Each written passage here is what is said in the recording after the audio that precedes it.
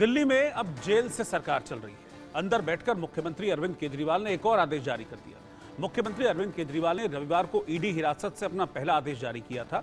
इसे लेकर चल रहे विवाद के बीच सीएम अरविंद केजरीवाल ने अब एक और नया आदेश जारी कर दिया। मुख्यमंत्री अरविंद केजरीवाल के आदेश के बाद इस संबंध में प्लानिंग सेक्रेटरी निहारिका राय ने एक ऑर्डर जारी किया।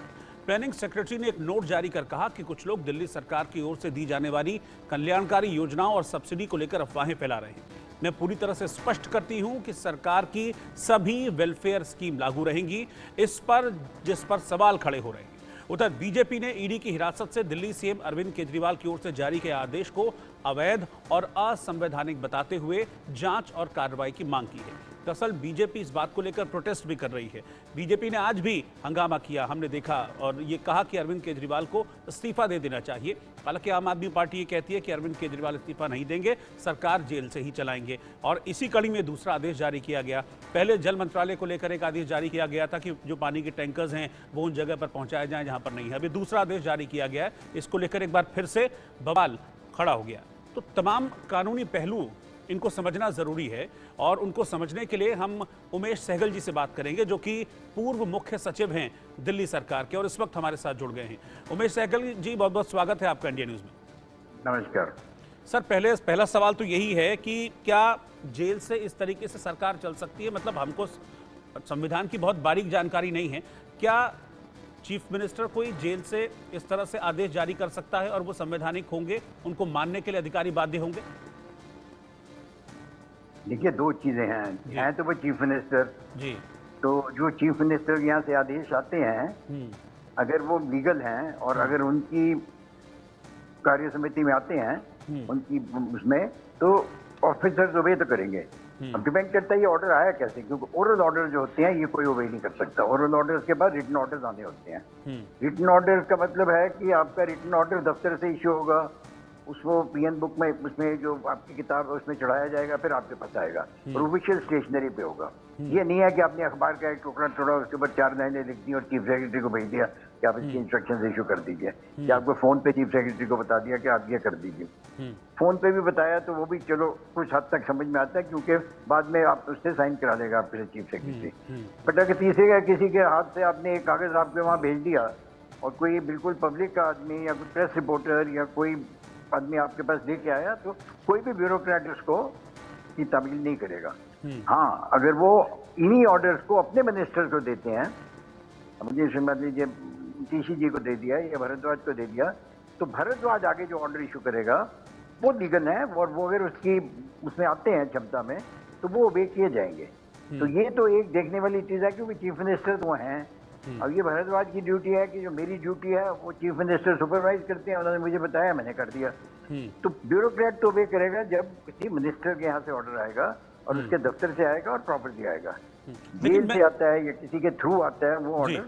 जी, मैं सर यही आपसे समझना चाह रहा हूँ कि क्या ये ठीक है, आपने बता दिया कि वो चीफ मिनिस्टर हैं तो आदेश जारी कर सकते हैं, लेकिन मैं अब बात करूं इसके इम्प्लीमेंटेशन की। तो क्या ये व्यावहारिक है कि ईडी कस्टडी में कोई शख्स है, मतलब हिरासत में कोई शख्स हैं, अब अधिकारी उनके पास जाएं, आदेश लें, क्या मतलब ये व्यावहारिक है या कामकाज में इससे दिक्कतें खड़ी होंगी?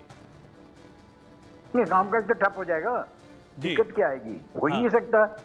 आप उसको एक ऑर्डर इशू कर दीजिए कि सारे भी झाड़ू साफ कर दो या जहाँ नाले साफ कर दो, जनरल से ऑर्डर आ गया।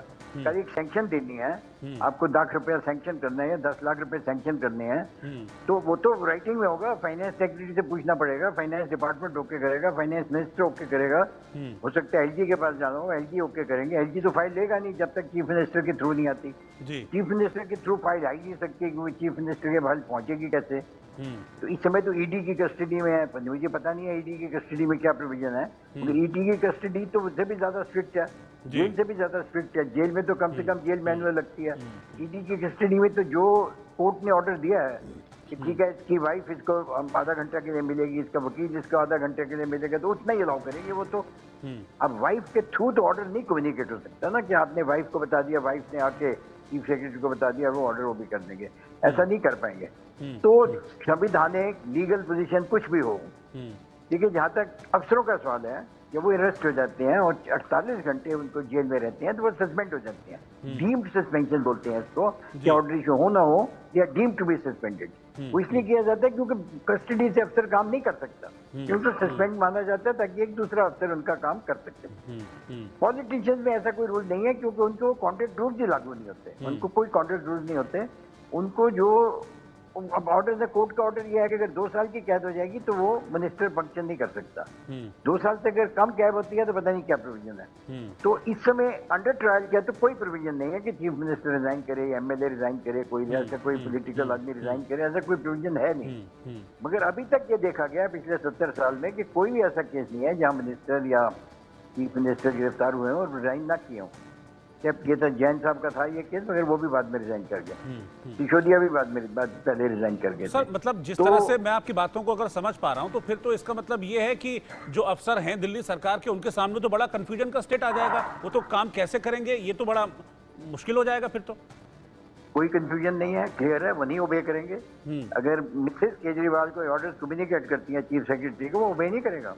क्लियर है ये, इसमें कंफ्यूजन कौन सी है? बिल्कुल क्लियर है, सीधे ऑर्डर आने पड़ेंगे। और अगर आएंगे तो उनके ऑफिस से आने चाहिए, अगर राइटिंग में ऑर्डर आएंगे। अगर फोन से ऑर्डर करते हैं तो फोन से करें। अब फोन तो ईडी की कस्टडी में इनको अलाउ नहीं की जाएगी। फोन से भी करें तो बाद में ये होता है कि बाद में आपको राइटिंग में उसको कंफर्म करना पड़ता है। कैसे करेंगे? इनको कोर्ट की परमिशन देनी पड़ेगी, हायर कोर्ट की परमिशन देनी पड़ेगी, या एलजी को बोलना पड़ेगा कि टेम्परेरी जेल बना दें, इनका घर इनका जेल बना दे, और कोर्ट इनको अलाउ कर दे कि ठीक है आप वहां से फंक्शन करिए एज ए चीफ मिनिस्टर। अगर ये सारी चीजें हो जाती हैं फिर तो चलेगा। पर ये सारी चीजें होंगी कि नहीं होंगी, ये तो देखने की बात है ना। अब इस समय आपने कुछ कह दिया, नालियां साफ कर दो, ये कर दो, ये गवर्नमेंट का थोड़ी है, ये तो है आपका काम। आप कहोगे या नहीं कहोगे, वो तो काम करना ही पड़ेगा ना। जो नीचे के अफसर है वो काम करना पड़ेगा। प्रॉब्लम तो तब आएगी जैसा 2 करोड़ का मान लीजिए फ्लाईओवर पे 20 करोड़ का फ्लाईओवर बनना है, या आपकी कोई जल बोर्ड के लिए 500 करोड़ रुपए रिलीज होने हैं। प्रॉब्लम तो तब आएगी क्योंकि उसके लिए आपको कैबिनेट की अप्रूवल चाहिए। कैबिनेट की अप्रूवल के बाद चीफ मिनिस्टर के थ्रू फाइल एलजी को जाएगी। तो सारी चीजें एक तरीके से चलती हैं। तो वो तरीका इसलिए पोस्टपोन नहीं कर दिया जाएगा कि चीफ मिनिस्टर रिजाइन नहीं कर रहे हैं। तो कॉन्स्टिट्यूशनली लीगली शायद कोई प्रॉब्लम नहीं है, बट प्रैक्टिकली मेरे मुताबिक इम्पॉसिबल है, ये फंक्शन भी नहीं कर सकते। ठीक है sir, thank you sir, Umesh sir, आप साथ जुड़ने के लिए।